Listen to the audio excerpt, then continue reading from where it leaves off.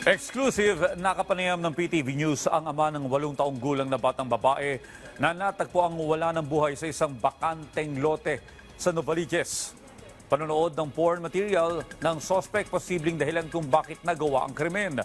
Si Isaiah Mirafuentes sa report.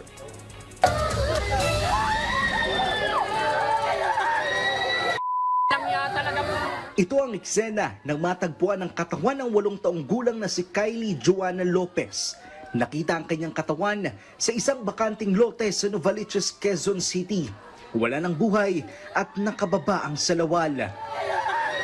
Sa sulok ng maliit na bakanting loteng ito, natagpuan ang bangkay ng bata.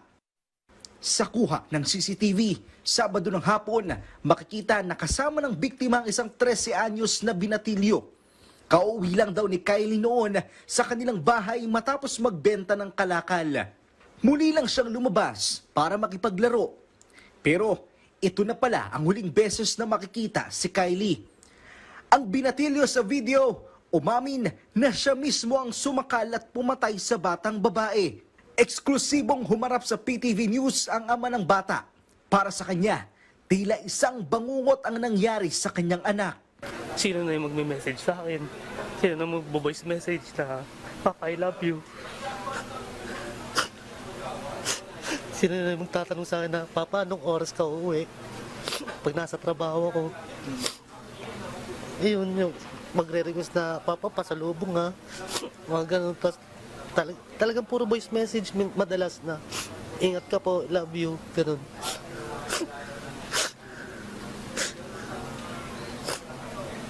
Labis ang kanyang paghihinagpis nang makitang wala ng buhay at nasa putikan ang kanyang anak. Nung nakita ko siya, ang isip ko agad, dapat sa akin nilang ginawa. Hindi na sana ako napakabata pa kasi na di pa siya namumulat ng gusto sa mundo.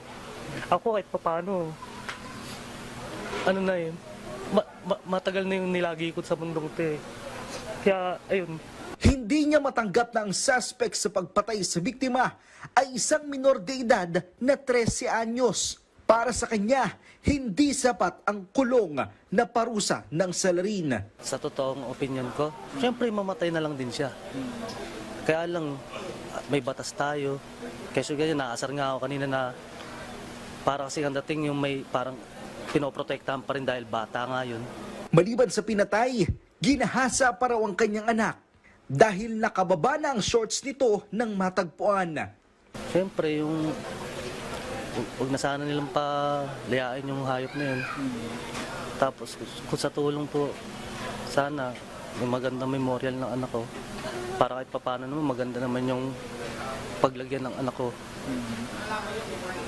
Kasi, sinapit niya yun. Hindi naman karapat-dapat sa kanya yun.